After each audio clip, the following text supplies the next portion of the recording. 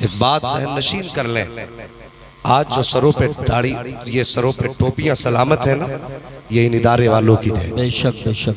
आज जो चेहरों पे दाढ़ियां हैं, ये मदरसों की देन है। अगर ये इदारे ना होते तो सही से तुझे कलमा तक याद नहीं होता। इतनी कुर्बानियां और इतनी मुसीबतें बर्दाश्त करने के बाद ये इदारे हमारे तुम्हारे घर के अंदर कुरान के कारी दे रहे हैं, हाफिज दे रहे हैं, उसके बावजूद भी हम इन इदारों के पीछे पड़े रहते हैं। हमें अपने आप को बदलना होगा। आज इदारों से जाके पूछो तुम्हारा हाल क्या है, तो सच्ची बात तो ये इदारे यही कहेंगे कि मेरे ही घर की हवा ने बुझा दिया मुझको। ये इनकी अपनी कहानी है। ये खुद बताएंगे मैं वो चिराग था जो आंधियों में जलता रहा, क्या बात है, वाह। मेरे ही घर की हवा ने बुझा दिया कि मुझे। हमारे अपने ही इदारों के पीछे पड़े हैं। आज क्या हमारी जिम्मेदारी नहीं इदारों के साथ कांधे से कांधा लगा के खड़े होने की? कहीं हमारी जिम्मेदारी नहीं इन उलमा इकराम के बाजू से बाजू मिला के खड़े होने की? अगर आज कोई तालिब इल्म किसी राह से गुजरता है तो हमारी कौम उसे बड़ी हिकारत की निगाह से देखती है, बड़ी हिकारत की निगाह से। हमने इनका मैयार कहाँ रखा? क्या स्टेटस हमने इनका रखा है? कभी सोचा हमने? हमें ये मदरसे वाले या तो अब्बा के तीजे में याद आते या अब्बा के 40वें में याद आते। इसके अलावा हमें कुरान वाले याद नहीं आए। क्यों? इन तीजे 40वें में भी इसलिए याद आते हैं कि इन्हें खिलाने से सवाब मिलता है। यही वजह है ना, यही सोच के तीजे 40वें पे खिलाया जाता है। लेकिन मुझे बता, तेरे घर पे सिर्फ तीजे में खाना बनता है? सिर्फ 40वें में खाना बनता है? जब तेरे बेटे का वलीमा होता है तब कुरान वाले कहां चले जाते हैं? जब तुम्हारे घर में बारातें आती हैं तब हमें कुरान वाले याद क्यों नहीं आते? अगर कोई बहुत अच्छा आदमी इन कुरान वालों की दावत कर दे तो फिर खाने को नहीं पूछा जाता।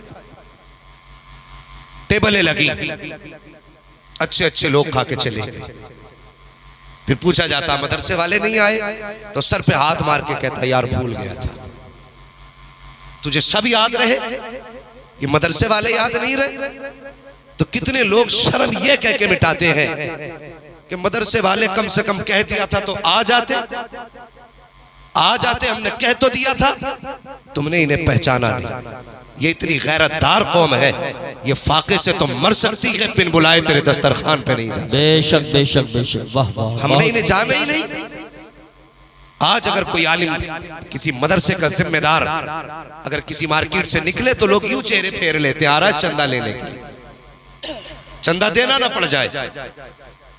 ये मिजाज है हमारे।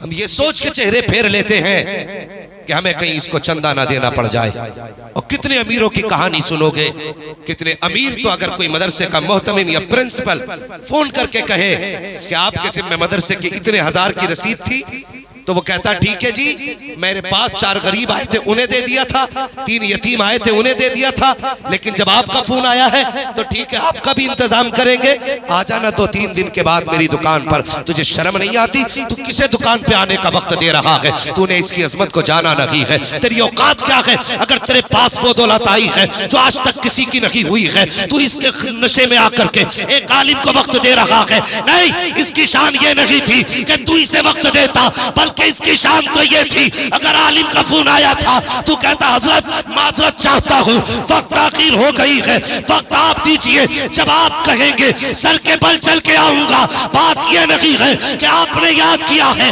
बात यह है कि मदीने वाले मुस्तफा ने इंतखाब किया है। सुभान अल्लाह, बहुत खूब बहुत खूब। क्या कहते हैं?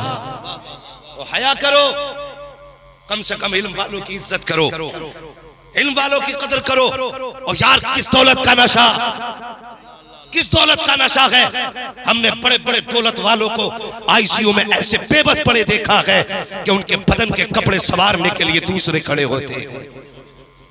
किस चीज का घमंड है? मुझे बता तो सही। अगर तू अरबपति या खरबपति है, मरेगा तो क्या लेकर के जाएगा? और सबसे पहले तो ये सोच, ये दौलत तू लाया कहां से है? पहला सवाल ये, तू लाया कहां से? किसी का दिल तोड़ के तो नहीं लाया, किसी का कलेजा निचोड़ के तो नहीं लाया। कहीं किसी का हक मार के तो नहीं लाया। आज बड़ी आसानी से चुपके से गुनाह कर जाते हैं हम, और एहसास गुनाह तक नहीं होता। गुलामी का दौर खत्म हो गया है, लेकिन अभी एहसास बाकी है। वो कैसे? मार्केट आप जाइए, संभल की मार्केट में कितने अमीरों की बड़ी दुकानों पे छोटे छोटे लड़के काम करते मिलेंगे, देखे होंगे आपने। तो वो लोग होते हैं जिन्हें कोई काम नहीं आता, और ये दुकानदार उनकी इसी मजबूरी का फायदा उठा करके किसी को 300 रुपए में, किसी को 250 रुपए में, किसी को 200 रुपए में दिन भर मुर्गा बनाते हैं। पूछो इन उलमा से, क्या इस्लाम इसकी इजाजत देता है? किसी की कमजोरी और किसी की मजबूरी का फायदा हम उठाएं? कितनी आसानी से किसी का हक मार के हम घर में आके बैठ गए, और उसके बाद अगर नारे लगाने की नौबत आ जाए तो बंदा उठ के नारे लगाने लगता है। वो नारे बाद में लगा, पहले अपना किरदार देख, अपना अखलाक देख। पहले नारे हमारी शान है, नारे हमारी जान है, लेकिन ये कब है? जब किरदार सलाहुद्दीन अय्यूबी जैसा हो, तब नारे पहाड़ों को गिरा दिया करते हैं। अखलाक तो देखो, अपने किरदार तो देखो। जिसके पास टकों की दौलत आ गई, फिर वो दूसरे को नजरों में लाने तैयार नहीं है। और खुदा का वास्ता, ये इल्म वाले हैं, इनकी कदर किया करो। मैं उलमा की बात नहीं करता जिन्होंने हजारों आलिम बनाए हैं, मैं इनकी बात नहीं करता, बल्कि पूछो इन उलमा से जिनके हाथ में कायदा बगदादी होता है, और जब मकतब की तरफ चलते हैं उनकी शान क्या हुआ करती है। अल्लाह अकबर, बड़ी आसानी से कोई हिकारत की निगाह से कहता है ये ज़कात खाने वाले जा रहे हैं, ये चंदा लेने वाले जा रहे हैं। नहीं, ये ज़कात खाने वाले नहीं, ये चंदा लेने वाले नहीं, ये मुस्तफा के दीन के वारिस जा रहे हैं। ये मजहब इस्लाम के सुतून को कांधा दे करके आगे बढ़ाने वाले जा रहे हैं। तेरे कहने से इनका वकार मजरू नहीं हो सकता। खुदा की कसम, इज्जत तो तब पता चलेगी जब रब फरमाएगा जाओ फरिश्तों मैदान क़यामत में चले जाओ, जितने कुरान वाले हैं सबका हाथ पकड़ के ले आओ। रब फरमाएगा लाओ सब कुरान वालों को। फरिश्ते कहेंगे कैसे पहचान होगी? रब फरमाएगा जिसके मुंह से मुझको अंबर की खुशबू आती होगी वही कुरान का कारी होगा। नारे तकबीर, नारे रिसालत, नारे गौसियत, मशरके आला हजरत, फैजाने आला हजरत, फैजाने अजमलुल उलमा, फैजाने सदरुल अफाजिल, फैजाने औलियाए किराम, जश्न दस्तारबंदी। सुभान अल्लाह, सुभान अल्लाह। हमें कौन सा नशा है, किस अकड़ में है? पूछो इन उलमा से। मैंने इन उलमा से सुना, बुजुर्गों से सुना।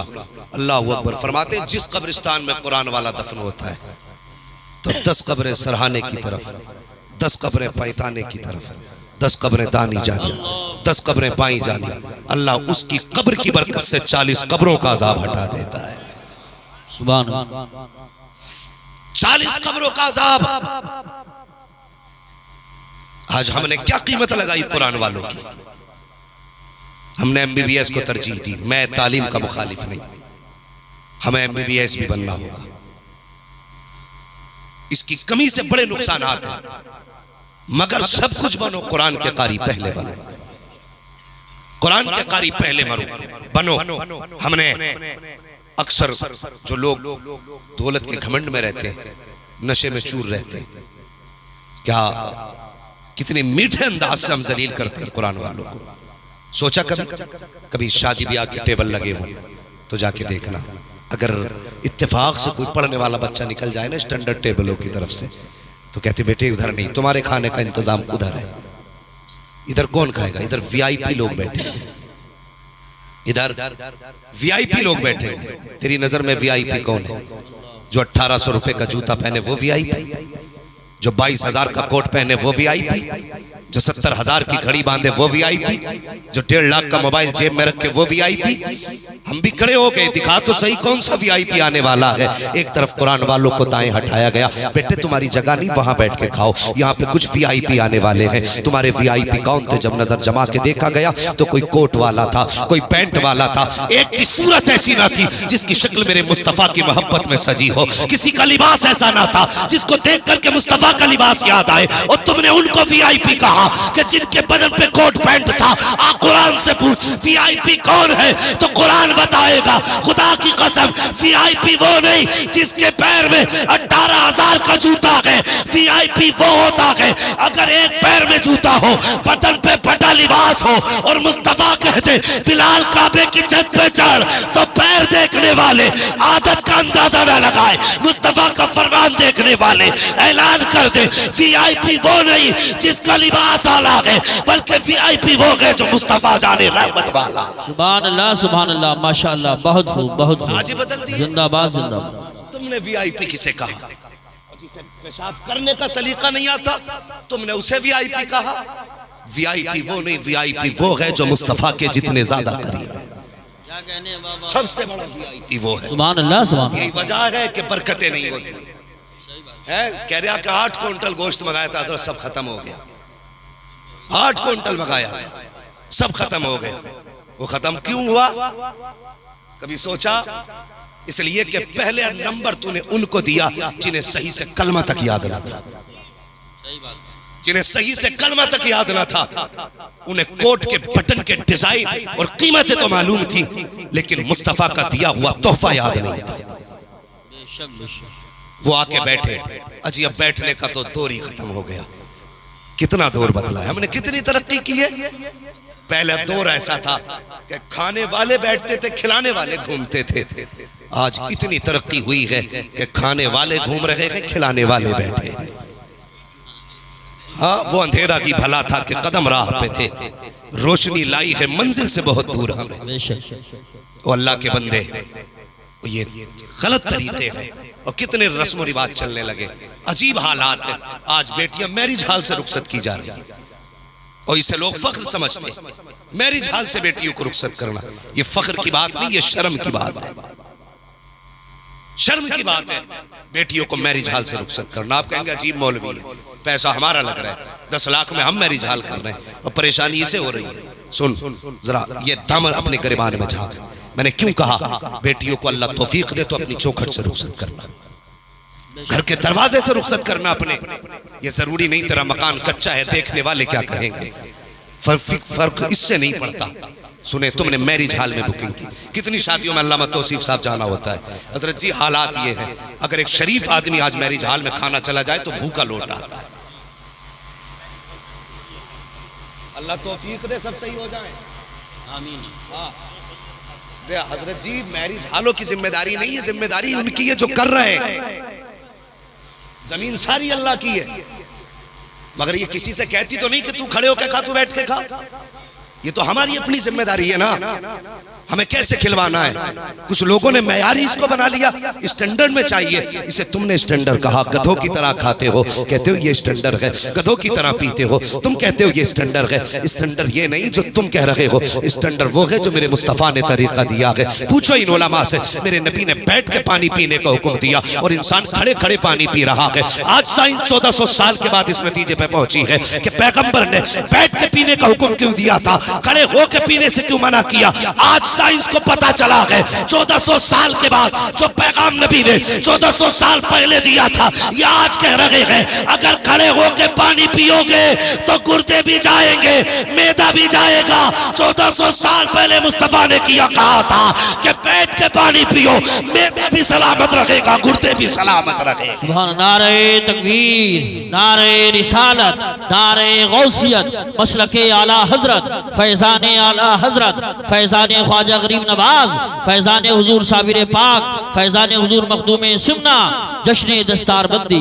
आज मैरिज हाल से बेटियां रुखसत हो रही हैं। हाँ, मैंने कई जगह देखा, जाओ तो शरीफ निगाह से गर्दन झुका लेता है। वो बेहयाइयां, किसी के सर पे दुपट्टा नहीं, किसी का लिबास हया वाला नहीं। आओ मैं पूछना चाहता हूँ, मुझे बताओ तो सही, आज पूरी दुनिया का रोना है कि अल्लाह फिर कोई सलाहुद्दीन अय्यूबी दे दे, फिर कोई मोहम्मद बिन कासिम दे दे। अल्लाह अकबर। पर ये हम दुआएं करते रहेंगे? क्या इसकी तैयारियां भी हमने कोई की हैं? मुझे बता तो सही, मैरिज हालों में रिश्ते हो रहे हैं, किसी लड़के ने लड़की देख ली, मैरिज हाल में रिश्ता पक्का हो गया, मुझे उसी से रिश्ता करना है। नहीं, मैं एक बात बताऊं, किसी भी चीज के लिए कुछ मामूलात हुआ करते हैं। आप अक्सर खेत से ताल्लुक रखने वाले लोग होंगे, मुझे बताइए, अच्छी फसल के लिए अच्छी जमीन का होना जरूरी होता है।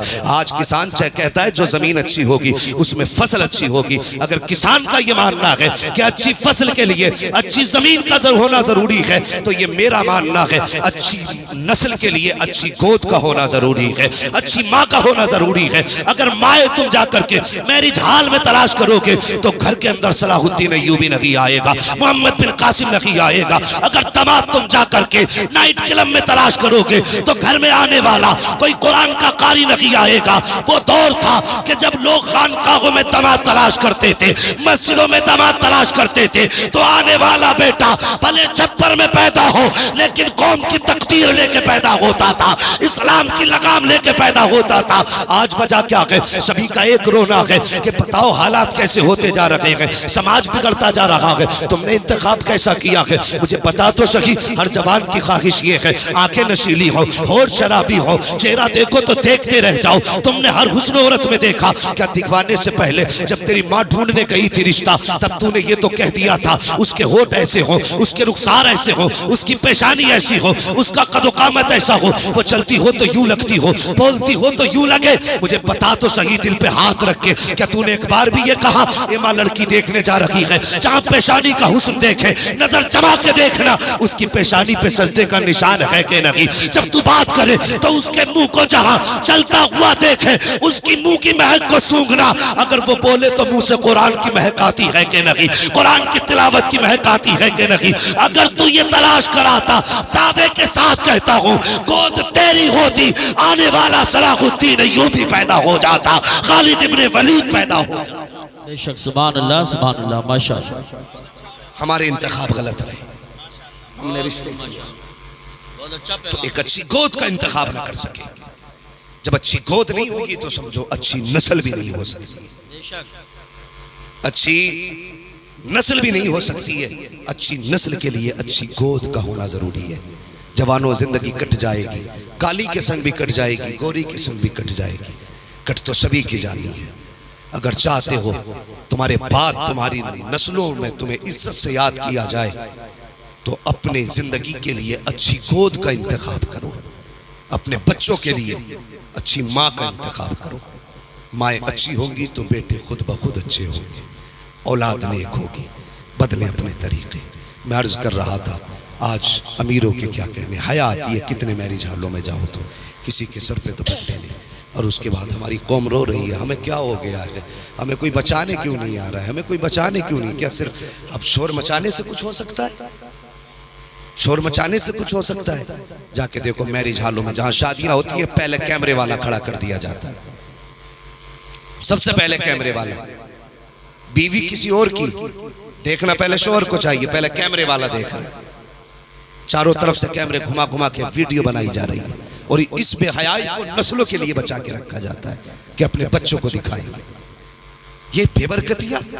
मुझे बताओ, जब बेटी मैरिज हाल से रुखसत होती है कितने गैर महरम वहां पे खड़े होते हैं, कितने लोगों की निगाहें उसके लिबास पे पड़ती होंगी, कितने लोगों की निगाहें बेपर्दा औरतों पे पड़ती होंगी, कितने गुनाह होते होंगे। अगर यही बेटी घर के अंदर से रुखसत होती तो खुदा की कसम, जब ये घर से रुखसत होती दीवार इसके लिए दुआ करती, छत इसके लिए दुआ करती, जमीन इसके लिए दुआ करती।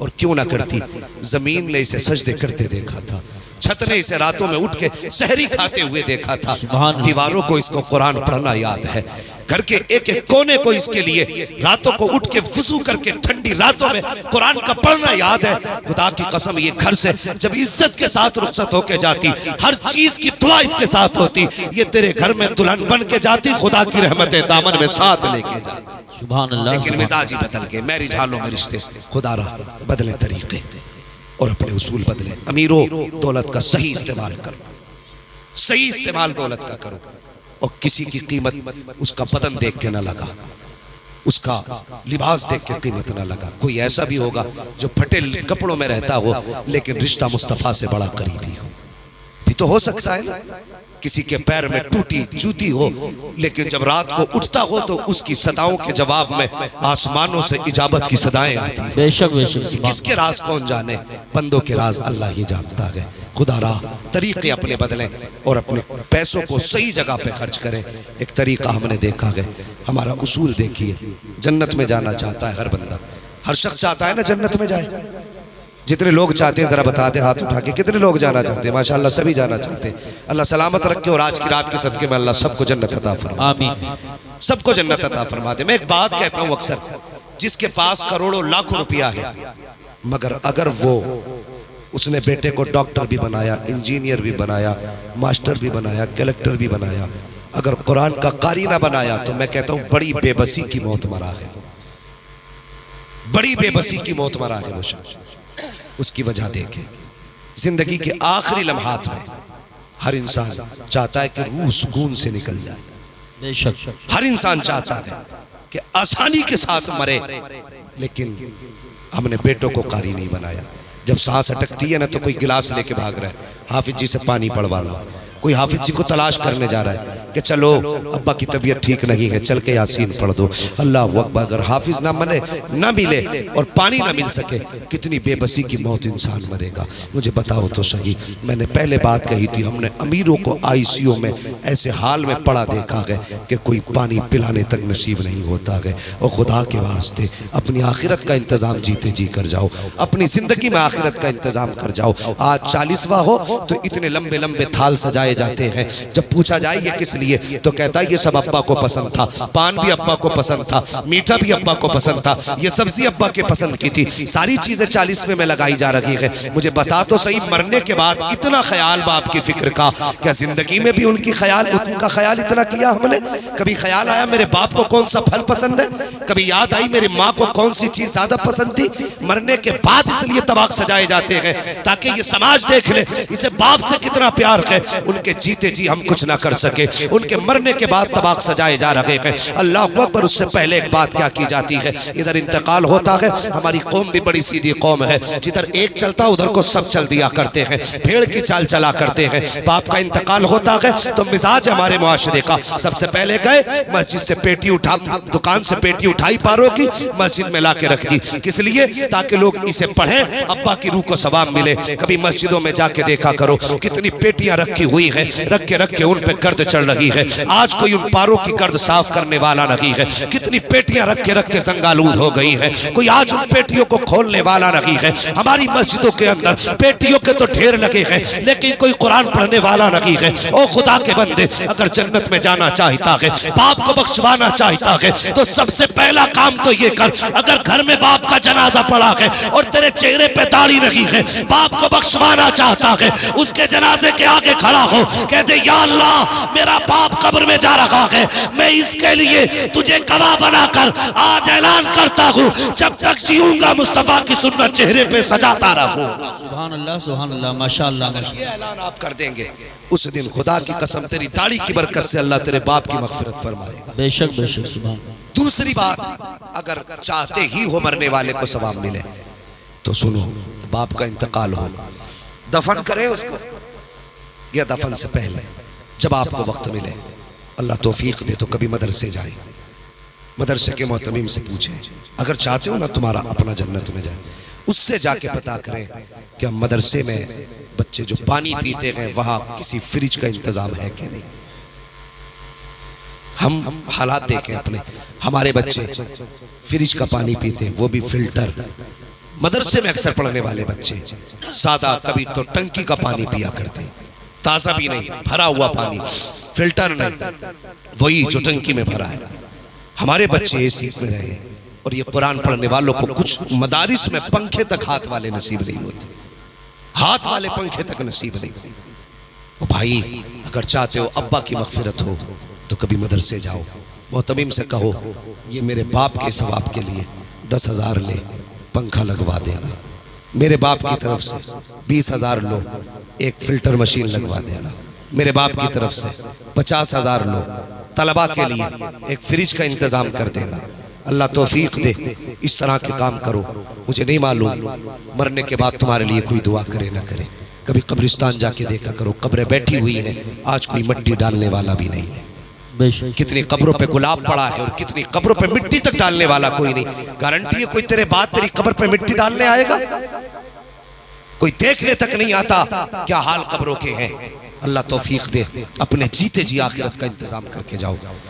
अगर इंतकाल कर गए 50 साल तक तुम्हें याद किया जाएगा, 100 साल तक याद किया जाएगा। अगर फिर याद ना भी किए गए और तुम्हारी तरफ से अगर मदरसे में एक पंखे का इंतजाम है, उसके नीचे बैठने वाला, कुरान की तिलावत करने वाला कुरान पढ़ेगा, गर्मी अपना काम करेगी, पंखा अपना काम करेगा, उसके झोंके हवा के निकलेंगे, हाफिज कुरान के बदन को ठंडा करेंगे। मैं नहीं जानता कि तुझे खबर होगी कि नहीं होगी, लेकिन इतना पता है इधर हाफिज कुरान का कलेजा ठंडा होगा, उधर अल्लाह तेरी कब्र में जन्नत से ठंडी हवाओं की खिड़कियां खोल देगा। ये इंतजाम आखिरत के करके जाओ, आखिरत के इंतजाम करके जाओ।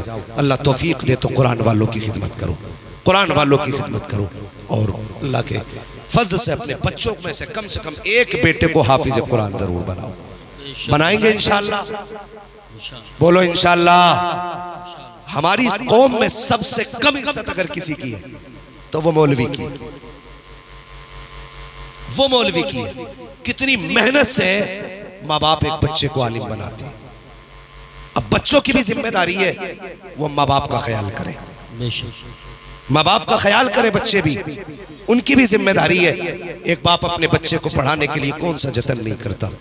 सामने कुछ तलबा बैठे हैं, तुमसे गुजारिश करूंगा अगर माँ बाप कभी घर से चलो 150 रुपए दें, उनके पास उससे ज्यादा ना हो, वही जेब में रख लिया करो, उनकी दुआएं साथ लिया करो। अल्लाह तुम्हारे 100 रुपए में 1000 की बरकत अता फरमा दे। बेशक कभी इनसे लड़ा ना करो, कभी इनसे ना लड़ा करो।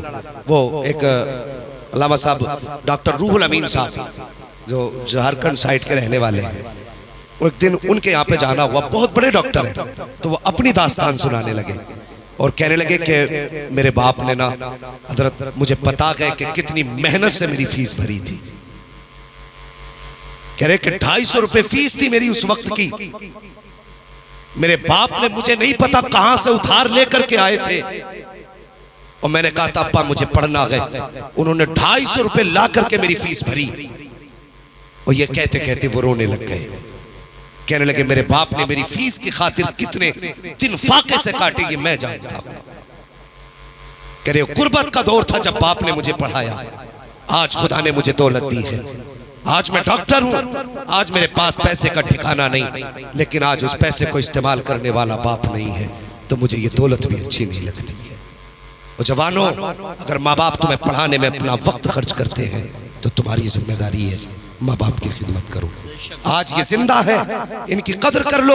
बड़ी मेहनत से माँ बाप पढ़ाया करते हैं और कभी जाकर के चौराहों पे देखो, गर्मी में पसीना साफ करते तुम्हें बाप मिलेंगे, सर्दी में बगल में हाथ दिए खड़े कहीं मंडी में बाप मिलेंगे। और यार कभी कभी सर्दियों में हम रातों रात चलने वाले लोग हैं, रात के आधे हिस्से में हमने बापों को साइकिलों पे सफर करते देखा है। जिस मौसम में हम गाड़ी के शीशे खोल के नहीं चल सकते, हमने बापों को साइकिल चलाते देखा है। कभी उनसे पूछो राह रोक करके, बता तो सही इतनी सर्दी में क्यों इस रोड पे आके खड़ा हो गया है, क्या वजह है, क्या तुझे जिंदगी प्यारी नहीं है? वो कहेगा जिंदगी तो प्यारी है, लेकिन बेटे के स्कूल की फीस भरनी है, बेटे के मदरसे की फीस भरनी है, बेटे को स्कूल का ड्रेस लेके देना है, स्कूल का बस्ता लेके देना है। और तेरी तालीम की खातिर बाप ने कौन सी खाक ना छानी, तेरे लिए क्या क्या बाप ने ना किया। आज तेरी जेब पे कलम लग गया तो तू ही सब कुछ हो गया, बाप कुछ ना बना। ओ खुदा के वास्ते, अगर दुनिया और आखिरत में भलाई चाहते हो तो बाप की इज्जत कर लो। अगर बाप राजी हो गया तो खुदा की कसम मुस्तफा भी राजी हो जाएंगे, खुदा भी राजी हो जाए। नारे तकबीर, नारे रिसालत, नारे गौसियत, मसलके आला हजरत फैज़ान महरेरा मुक़द्दसा, फैज़ान अजमलुल उलमा, उलमा अहले सुन्नत। सुभान अल्लाह अकबर। लोग कहते थे कि आज 3 बेटों से एक बाप नहीं पलता, एक बाप 3 बेटे पाल देता है, 7 बेटे पाल देता है, 8 बेटे पाल देता है। अल्लाह अकबर। ये कौन सा दर्द है इनके सीने में? आओ तुम्हें मुस्तफ़ा के मदीने लेके चलो, खैरियतें चलेंगे इंशाअल्लाह। जरा कह दें या रसूल अल्लाह। मैं बस कुछ समझाना चाहता हूँ, वाक़यात सुनाना मकसूद नहीं है, अंदाज़े बयां मेरा बहुत शौक़ नहीं है, शायद कि उतर जाए तेरे दिल में मेरी बात। हज़रत अली की चौखट है, सैयदा तैयबा ताहिरा हजरत फातिमा जहरा है। सुबह का वक्त है, उठी, घर के काम में मसरूफ हो गई, घर के काम में सफाई की, सारा काम किया, कपड़े धुल रही थी। अचानक हजरत अली आ गए।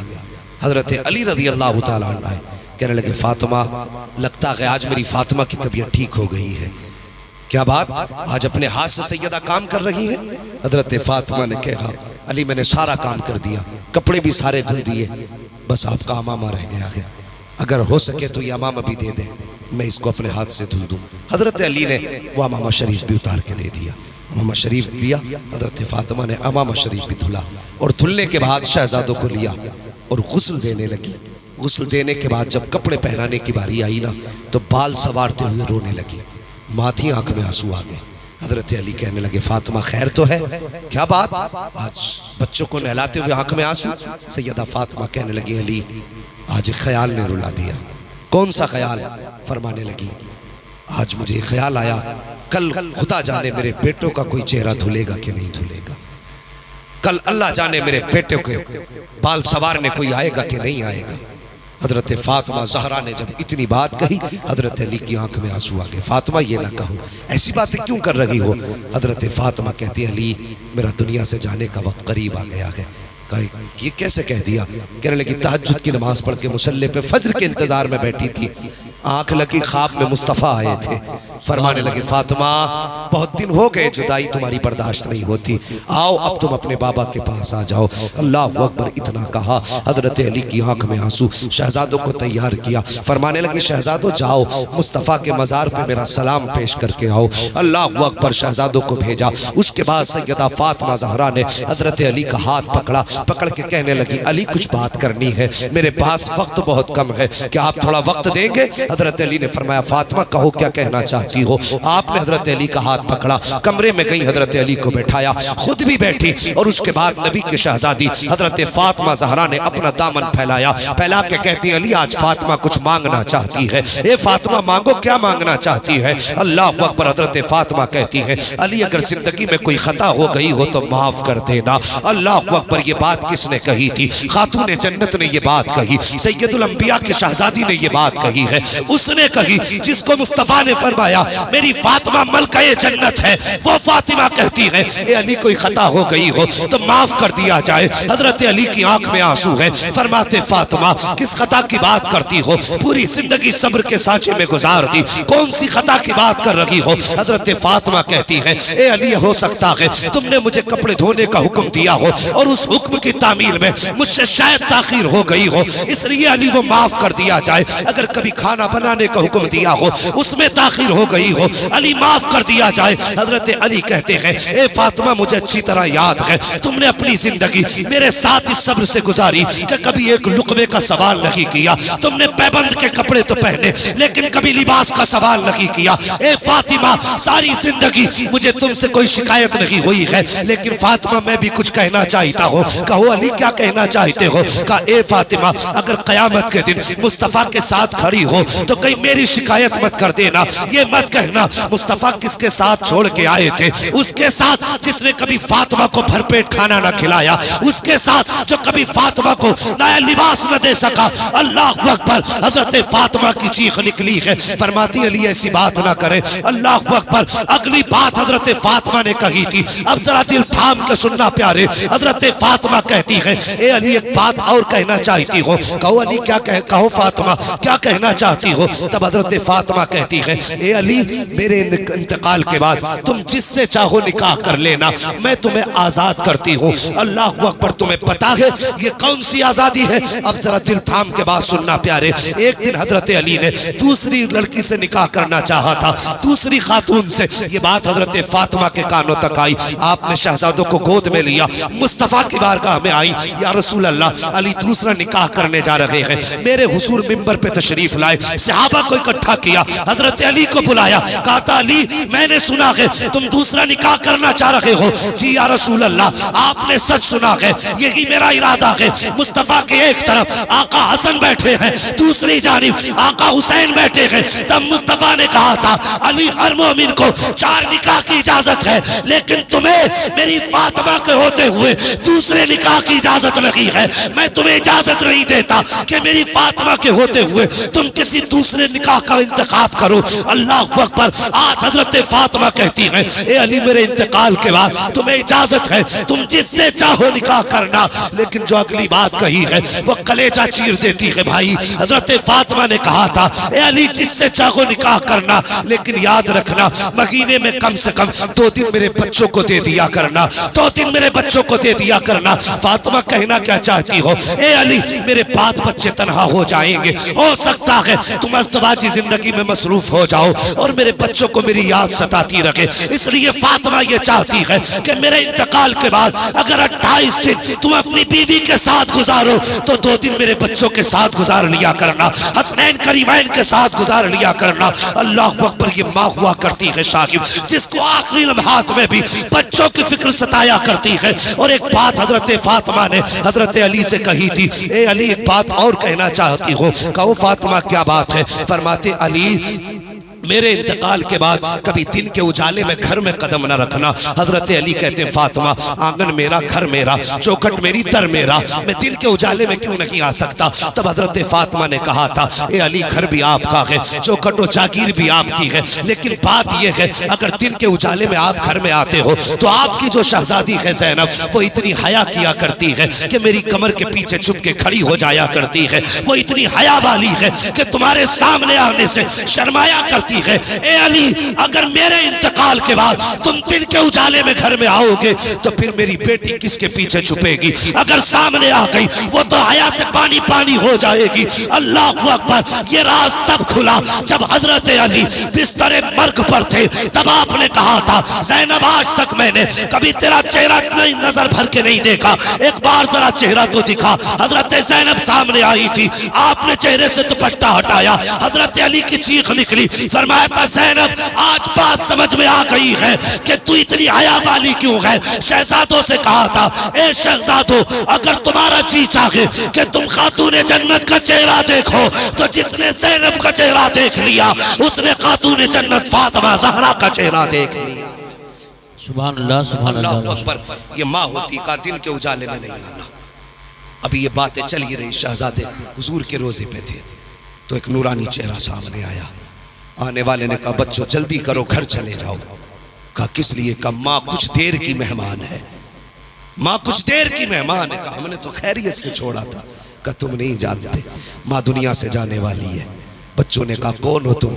आने वाले ने कहा मुझे इब्राहिम खलीलुल्लाह कहा जाता है। यही बताने आए थे? कहा सिर्फ मैं नहीं बल्कि सारे अंबिया, खुद मुस्तफ़ा तुम्हारी वालिदा की रूह के इस्तकबाल के लिए आज मदीना शरीफ में आए हुए हैं। शहजादों ने दौड़ लगाई, घर पहुंचे। अल्लाह अकबर। घर पहुंचे हजरत खातून जन्नत के पास माँ के कदमों से लिपट गए, रोने लगे। हजरत फातिमा ने और भी बहुत सारी वसीयत और नसीहत फरमाई थी। वो भाई मैंने कहा माँ माँ होती है जिसको आखिरी लम्हात में भी औलाद की फिक्र सताती है, आखिरी लम्हात में भी। तो क्या बंदों का फर्ज नहीं बनता कि वो माँ बाप की इज्जत करें, माँ बाप की कदर करें? आप पढ़ लिख के आज कुछ भी हो गए हो, कुछ भी हो गए हो तो माँ बाप से बड़े नहीं हो, माँ बाप से बड़े नहीं हो। मुनव्वर राना ने कहा था बुलंदियों का बड़े से बड़ा निशान छुआ, उठाया गोद में माँ ने तब आसमान छुआ। बेशक बेशक। हाँ खुदारा अगर माँ बाप है तो इज्जत करो, उनकी कदर करो। परदेश में जिंदगी गुजार रहे हैं, कभी माँ बाप की याद नहीं आती। कितनी आसानी से क्या में पूछा जाए घर कब गए थे, आते बाहर से फोन हजरत 6 साल हो गए सऊदी में रहते रहते। भाई कितना कमाते हो? का 50,000 रुपए महीना। घर कब जाते हो? 6 साल हो गए। माँ बाप है कहाँ? हाँ है। तो मैंने कभी याद नहीं आती? का याद तो आती है ना। फिर मैंने कहा घर भी चले जाया करो। हजरत कोई फिक्र नहीं, माँ बाप नो टेंशन रह रहे हैं। हम 15,000 20,000 उन्हें अपने अलग से खर्च के लिए देते। ओ भाई माँ बाप तेरे 15,000 के भूखे नहीं होते, वो तेरे प्यार के भूखे होते हैं। 15,000 न दे, 6 महीने में एक बार माँ से गले लग जा, बाप के सीने से लग जा। आज लोगों को देख रहे हो ना किसी को कोई मर्ज, किसी को कोई मर्ज, किसी को इंसुलिन लग रही है, किसी का शुगर बढ़ रहा है, कि ब्लड प्रेशर का कोई मरीज है। ये बीमारियां क्यों इतनी आई? वजह यह है हमने माँ बाप के सीने से लगना छोड़ दिया है। हमने माँ बाप के सीने से लगना छोड़ दिया है। भाई आज भी अगर बेटा बाप के सीने से लगने लगे ना, खुदा की कसम वो मरने को मर तो सकता है लेकिन कभी हार्ट की प्रॉब्लम उसे नहीं होगी। बेशक बेशक। तो बाप के सीने से लगा करो। कितने दिन हो जाते हैं हमें साथ खाना खाए हुए माँ बाप के, ज़माने गुजर जाते हैं। कभी अल्लाह तौफीक दे महीने 6 महीने में कभी माँ बाप के साथ खाना भी खा लिया करो, कभी इनके साथ बैठ कर 2 मिनट बातें भी कर लिया करो। कोशिश करो हम अपने माँ बाप की इज्जत करें, माँ बाप की इज्जत करें। तो मैं अर्ज कर रहा था कुरान पढ़ने वालों से, स्कूल पढ़ने वालों से, माँ बाप की मेहनतों की फिक्र करना। इन्होंने बड़ी मेहनत से पढ़ाया है, बहुत मेहनत से, किस तरह से अपना पेट काट काट के तुम्हारे मदरसों की और स्कूलों की फीस भरी है। हाँ, बड़ी मेहनत से तुम्हें इस लायक बनाया है कि तुम्हारी जेब पे कलम लग सके। आज कलम लगा है ना, इसका इस्तेमाल माँ बाप पे ना करना, इसका इस्तेमाल कभी अपनों पे ना करना। अपनों की दुआएं हैं जिसने तुम्हें इस मकाम तक पहुंचाया है, जिसने इस मकाम तक पहुंचाया है। खुदारा हम भी अगर चाहते हैं अच्छी नस्ल पैदा हो तो हम अच्छी गोदों का इंतखाब करें, अच्छी गोदों का इंतखाब करें। माँ अगर नेक होगी तभी बेटा शाबिर पाक पैदा होगा, माँ अगर नेक होगी तभी बेटा अहमद रजा पैदा होगा। कोशिश ये करें जिस तरह से अच्छी फसल के लिए अच्छी ज़मीन का होना ज़रूरी है, उसी तरह से अच्छी नस्ल के लिए अच्छी माँ का होना ज़रूरी है। लेकिन अलमिया है, आज शरीफों की शराफत दागदार कर दी जाती है, अमीरों के ऐब पे भी पैसा पर्दा डाल देता है, और फिर उसके बाद हम गीत गाते फिरते हैं हमें तो ऐसा इतना जहेज़ मिला, इतना सामान मिला। और जहेज़ तू भी खरीद सकता है लेकिन शरीफ औरत तुझे खरीदे से नहीं मिल सकती है, शरीफ औरत खरीदने से नहीं मिल सकती, वो नसीब ही से मिला करती है। तो कोशिश ये करें निकाह से पहले पढ़ी लिखी नेक लड़की का इंतखाब करें। और ये ज़रूरी नहीं है सिर्फ बेटों को पढ़ाएं, बल्कि बेटियों को भी पढ़ाइए, दीन की तालीम बेटियों को भी दें। पढ़ाएंगे इंशाअल्लाह बेटियों को भी। आज बेटियों को ये सोच के नज़रअंदाज किया जाता है कि बेटी पराया धन है, पराया धन है बेटी, नहीं, पराया धन नहीं है। उसे हमने कितना अजनबी किया, कितना बेगाना किया। बाप ने ये सोच के नहीं पढ़ाया पराया धन है, ससुराल वाले कहने लगे ये तो पराए घर से आई है, उसे कोई अपनाता ही नहीं। किसी ने ये नहीं कहा ये हमारी है, घर वाले कहते रहे इसे पराए घर जाना, वो चली गई तो वो कहते ये पराए घर से आई है। कब टूट जाए तो सीधी बात कि तेरे बाप ने थोड़ी ला के दिया था, तू यहाँ की थोड़ी, हमारा खून नहीं जो तुझे दर्द हो, तू तो पराए घर की है। हमने हमेशा उसे पराया किया, नहीं, उसे अपना बनाओ। जहां बेटों की तालीम पे पैसे खर्च करते हो वहां बेटियों की तालीम पे भी पैसे खर्च करो, बेटियों को भी पढ़ाइए, उनको भी इल्म के जेवर से नवाजिए। जब बेटियां पढ़ी लिखी होंगी, कुरान की कारी होंगी, खुदा की कसम कहने की जरूरत नहीं है, फजर की नमाज पढ़ेंगी, अगर पूरा घर सोता भी होगा वो आने वाली तेरे घर को कुरान की खुशबू से मुअत्तर कर डालेगी। सुभान अल्लाह, कुरान की खुशबू से मुअत्तर करेगी। तो कोशिश ये करें बेटियों को भी पढ़ाएं और बेटों को भी पढ़ाएं। दीन की तालीम बेहद ज़रूरी है, ज़रूरी है अपने घरों में दीनी माहौल लाएं, तालीम को बहुत ज़्यादा फ़रोग़ दें। इस वक्त ज़रूरत है कि हम आगे बढ़ें। और मैं गुजारिश करूँगा अपने समाज से, खुदारा दुश्मन तो पीछे पड़े हैं लेकिन कम से कम हम तो अपनी दुश्मनी ख़त्म करें, हम तो अपनी दुश्मनी ख़त्म करें। हम अपने आप को मदरसों से जोड़ें, तालीम से जोड़ें और आखिरत का भी इंतज़ाम करें, नस्लों का भी इंतज़ाम करें। बस मैंने जो गुफ्तगू की उसका पूरा मकसद यही था कि हम और आप दीन के करीब हों, उलमा की इज्जत करें, इनकी कदर करें। आपका बेटा अगर हाफिज होगा ना, मैं एक बात कह दूं, बात कड़वी है, माजरत के साथ अरबाब मिंबर से माफ़ी के साथ एक बात कहना चाहता हूँ। आज बंदा मरता है ना तो कहता है मेरी नमाज जनाजा अल्लामा तौसीफ साहब पढ़ाएं, अल्लामा साहब पढ़ाएं, हजरत गाजी साहब पढ़ाएं, मौलाना अबरार साहब पढ़ाएं, कारी हाशिम साहब पढ़ाएं। ये तमन्ना करते हैं कि बड़े अच्छे अच्छे लोग नमाज जनाजा पढ़ाएं ताकि बख्शे जाए। यही सोचे ना, अच्छी बात है, बड़ा आलिम पढ़ाए बहुत अच्छी बात है, बुजुर्ग पढ़ाए अच्छी बात है, लेकिन एक बात बताइए, अगर यही इल्म आपके बेटे के पास भी है, जनाजा आपका हो, मुसल्ले पे आपका बेटा खड़ा हो, फर्क बताइए। मुझे आपने बुलाया जनाजा पढ़ाने के लिए, मैं आया, मैं तो नियत बांधी मन के भाई मोहब्बत करते थे, नियत बांधी अल्लाह अकबर दुआ करके अल्लाह से बख्श दे, जैसे आए थे वैसे ही चले गए। मुझे आपके जनाजे का इतना दर्द तो नहीं होगा ना जितना दर्द आपका आपके बेटे को होगा। इतनी फिक्र मुझे तो नहीं होगी ना जितनी आपके बेटे को होगी। ये कड़वी सच्चाई है। मजा कितना आएगा जनाजा आपका हो, मुसल्ले पे आपका बेटा खड़ा हो। जब वो खड़ा हो तो उसे आपकी कुर्बानियां याद आएंगी। ये वो है जो कभी हाथ पकड़ के मदरसे लेके गया था। ये वो है जिसने उंगली पकड़ के कभी मुझे मदरसे पहुंचाया था। ये वो है जिसने कभी गरीबी के आलम में जेब से 10 रुपए निकाल के दे के कहा था बेटे अभी यही है रख ले। खुदा की कसम जब उसके ये इनामात बेटे को याद आएंगे, आंख में आंसू होंगे और वो रब बड़ा करीम है। अगर माफ करने पे आए तो आंसू के कतरे में बख्श देता है, और अगर वो बेनियाजी पे आए तो पहाड़ बराबर भी सोना दे दो तब भी मुंह पे मार देता है। कम से कम बेटे को ऐसा बना कि जनाजा तेरा हो, मुसल्ले पे बेटा हो, इधर हाथ उठेंगे उधर आंसू निकलेंगे। खुदा की कसम हाथ नीचे बाद में आएंगे, बख्शिश का परवाना पहले दे दिया जाए। सुभान अल्लाह माशाअल्लाह। है अपने बेटों को इस लायक बना लो ताकि तुम्हारे जनाजे पढ़ा सके, जनाजे पढ़ा सके। आज तो फैशन हो गए, अमीरों ने पीर खरीद रखे हैं। 20,000 तो कोई भी पीर बुलवा दूंगा नमाज पढ़ाने के लिए। हाँ खुद भी सोचो, कुछ सोचो भाई, खुद बताइए। वो कहते हैं पराया मारे धूम में डाले, अपना मारे अपना मारे। सारे बोले अपना मारे छाव में डाले, तो भाई अपने की मार खा लो ना। है वो कितने कम नसीब बेटे हैं। अब्बा का जनाजा पढ़ा, दूर से कह रहा पढ़ाओ जी पढ़ाओ। उससे भी बड़ा मनहूस होगा कोई जो अब्बा के जनाजे पढ़ाने तो बात पढ़ने तक खड़ा नहीं होता, दूर से कह रहा पढ़ाओ जी पढ़ाओ। ये हालात है हमारे।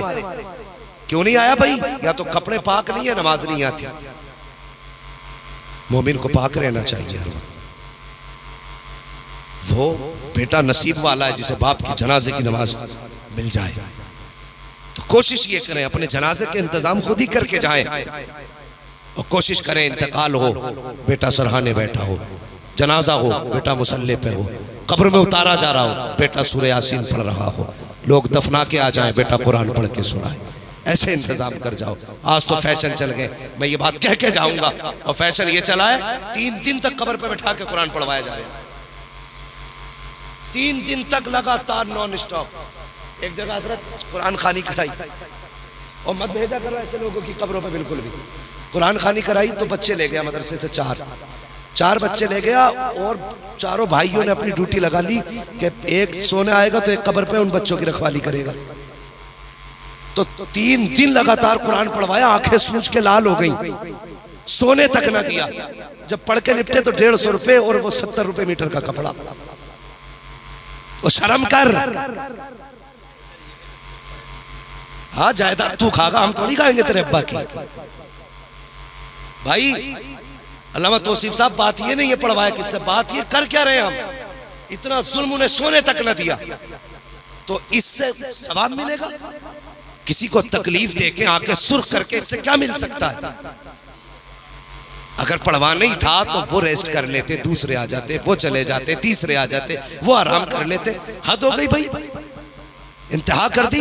खुदारा किसी को दुख दे के सवाब नहीं मिलता, सुख दे के सवाब मिला करता है, सुख दे के सवाब मिलता है। तो ये किसी को तकलीफ देने से भी बचे, तकलीफ देने से भी बचे। वो बेहतर ये है खुद बाप की कब्र पे कुरान पढ़े। सबसे अच्छा तरीका है, नियत में खुलूस भी होगा, मोहब्बत भी होगी, प्यार भी होगा, बाप को सुकून भी मिलेगा बेटा कब्र पे आया हुआ। कई सारी चीजें हैं।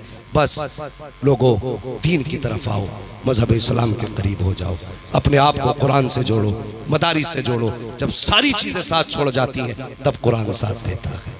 जब सारे रिश्ते तोड़ देते हैं लोग अपने, तब कुरान का रिश्ता तुम्हारी हिम्मत बताता है, और तब जाकर के तुम कदम आगे बढ़ाते हो। कोशिश करें मदारिस से मोहब्बत करें, और इनसे अब कांधे से कांधा मिला के हम आगे बढ़े। हालात नासाजगार हैं, लोग कुरान को मिटाने की कोशिश कर रहे हैं, लेकिन खुदा की कसम वो तो सवाल ही नहीं मिट जाए। लेकिन हम इस मुश्किल मरहले में कुरान का साथ दें, आगे बढ़ें और मदरसे वालों से, उलमा से कहें मेहनत करना हमारा काम है, कुरान पढ़ाना तुम्हारा काम है। कोशिशें हम पे छोड़ दो, पढ़ाई तुम अपनी जिम्मेदारी पे ले लो। फिर देखो खुदा की कसम, आज 9 हाफिज बने हैं, आने वाले दौर में इंशाअल्लाह 18 हाफिज कुरान ये इदारा आपको देगा। 18 हाफिज कुरान, और ज़िंदगी तो गुजर ही जाएगी। कोशिश करें कुरान की खिदमत में लगा दें। मेरे हुजूर ने फरमाया था या तो आलिम बनना, या मुतअल्लिम बनना, या इनसे मोहब्बत करने वाले बनना, इनके अलावा मत बनना, वरना तबाह कर दिए जाओगे। बच्चों भाई, कुरान से प्यार करो, तालीम से प्यार करो, दीन वालों से प्यार करो, उलमा से प्यार करो, तलबा से प्यार करो। अल्लाह आपकी नस्लों में बरकत अता फरमाए। बस मैं गुफ्तगू में अहमद साहब जो भी गलतियाँ लफ्ज़िशें सरजद हुई हो, मौला करीम हबीब के सदक़े में तमाम ख़ताओं को माफ़ फरमाए, और मेरी गुफ्तगू पे पहले मुझे अमल की तौफ़ीक़ अता फरमाए, उसके बाद पूरी उम्मत मुस्लिमा को अमल खैर की तौफ़ीक़ अता फरमाए। बच्चों हुए अगलात उनको माफ़ फरमाए। रब्बे कायनात ज़िंदगी ने दिया साथ तो फिर होगी मुलाकात। चमन रहा फूल खिलेंगे, जिंदगी रही फिर मिलेंगे। मुसाफिर हैं हम भी, मुसाफिर हो तुम भी, किसी मोड़ पर फिर मुलाकात होगी। सारे लोग कलमा शरीफ पढ़ लीजिए, ला इलाहा इल्लल्लाहु मुहम्मदुर रसूलुल्लाह, अस्तगफिरुल्लाह रब्बी मिन कुल्ली ज़ंबिन व अतूबु इलैह। अस्सलामु अलैकुम।